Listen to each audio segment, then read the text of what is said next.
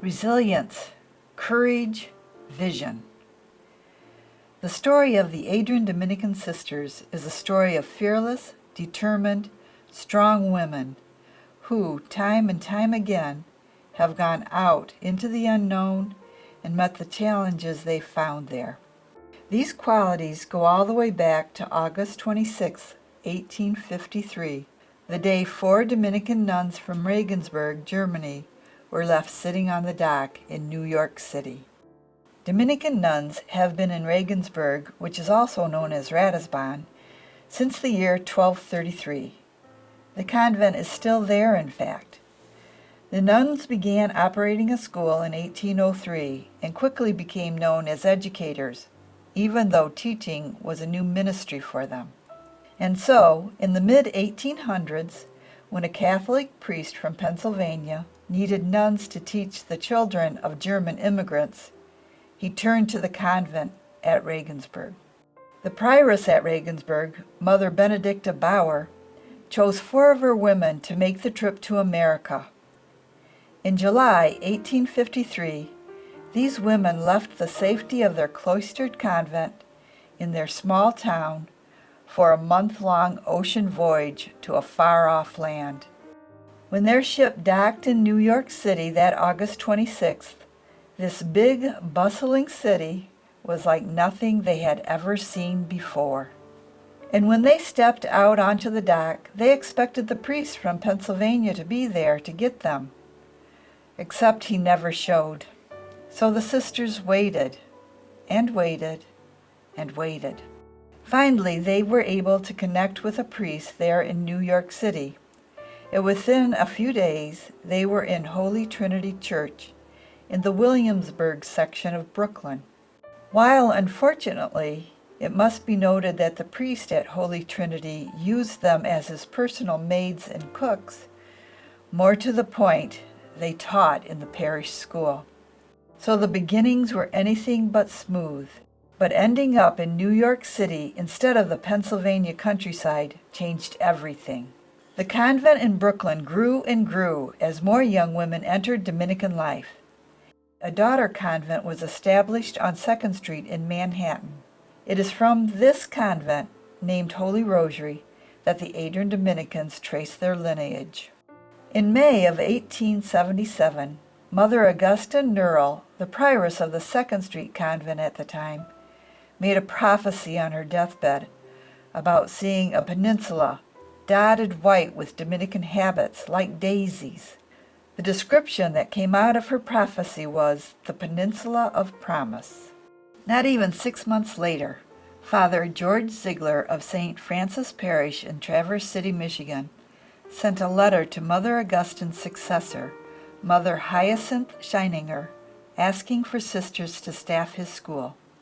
When the letter arrived at the 2nd Street Convent, it was seen as the fulfillment of Mother Augustine's prophecy, for Michigan is, after all, a peninsula. In October 1877, 6 nuns from the 2nd Street Convent arrived in Traverse City, and that established the Dominican presence in the Midwest. Those Michigan pioneers included Sister Camilla Madden, who would later become the Adrian Dominicans' founding prioress. Adrian entered the picture in 1879, when some sisters came from New York to staff the parish school at St. Mary's Church. They were led by Sister Boniface Hartlip. The next year, more sisters came to the other Catholic parish in town, St. Joseph's, to teach school there. In the late 19th century, Adrian was one of the largest cities in Michigan, and it was a very busy railroad hub, with 4 rail lines servicing the city. This led the parish priest at St. Joseph's, Father Casimir Ohowski, to decide to start a hospital in Adrian for injured railroad workers. He bought the property where the Mother House is now, which was farmland at the time, and he asked Mother Hyacinth in New York to send sisters to open the hospital he envisioned. It must be remembered that the Dominicans at that time knew nothing about hospital work. They were teachers. But Mother Hyacinth sent a group of sisters to set up this new hospital in a farmhouse on the property. It was known as the Elm House, and it stood in the area where the Regina parking lot is now, along Siena Heights Drive near Howell Highway. As it turned out, what became known as St. Joseph's Hospital never served the purpose Father Rahowski envisioned for it. There never were actually any injured railroad workers, and there already was a hospital in Adrian.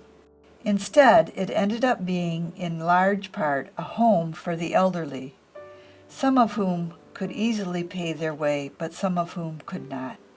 Keeping things going financially was a constant struggle, but by 1886, the hospital had outgrown the little farmhouse, and so a larger brick building was constructed on the site of the present-day Madden Hall.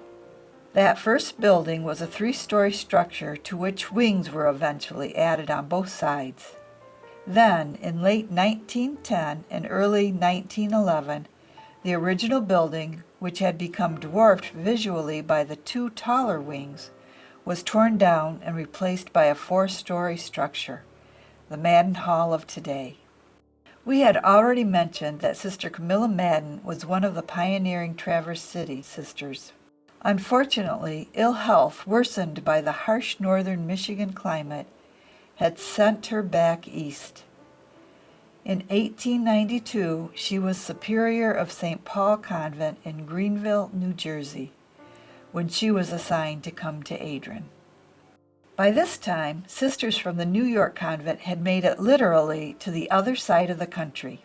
In 1890, 7 women from New York had been sent to Aberdeen, Washington, where they opened both St. Rose School and St. Joseph's Hospital.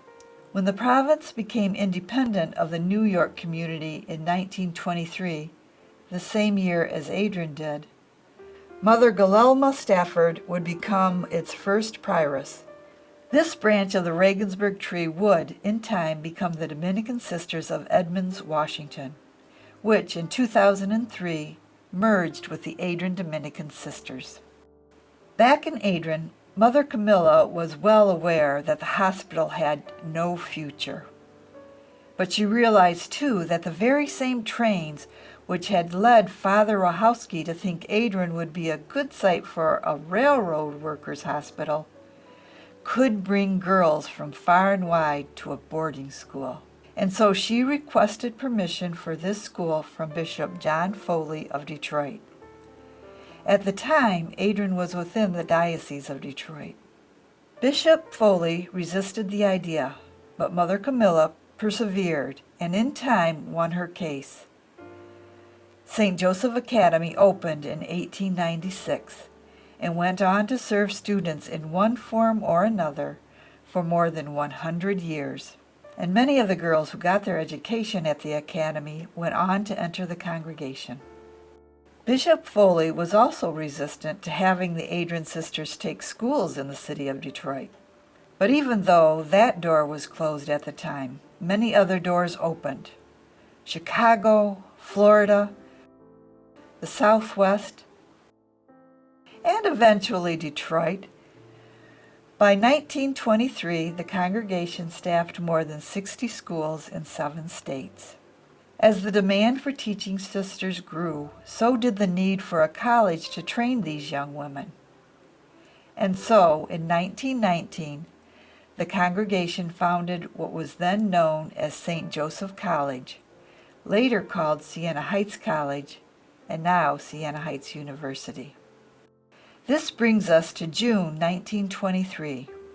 By this time, the 2nd Street Convent had long since relocated several miles up the Hudson River to the city of Newburgh, New York, and became known as the Dominican Sisters of Newburgh.